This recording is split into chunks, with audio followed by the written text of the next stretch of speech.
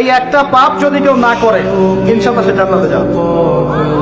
যতই পাপ করুক না কেন, জেনা করেছে, মদ খেয়েছে, মিথ্যা বলেছে, অনেক কিছু করেছে, শুধু শিরকের পাপ করে নাই, আল্লাহ তাকে মাফ করে দিবেন ইনশাআল্লাহ।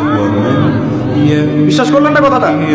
নবীজি বলেছেন এই উম্মতের যে কোনো ব্যক্তি যতই পাপ করুক না কেন আল্লাহ পাক সমস্ত পাপ মাফ করতে পারেন, কিন্তু শিরকের গুনাহ আল্লাহ পাক মাফ করবেন। তওবা করে যদি মারা না যায় মাফ করবেন। একটা এক্সাম্পল দিয়ে বোঝাচ্ছি তাহলে ক্লিয়ার হয়ে যাবে।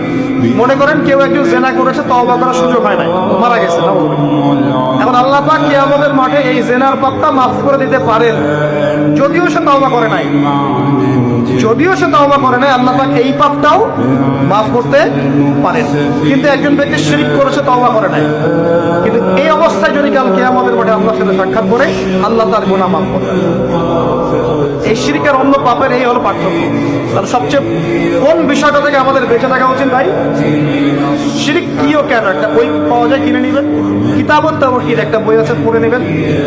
কুরআন সুন্নাহর আলোকে বিশুদ্ধ আকীদার অনেক বই পাওয়া যায়।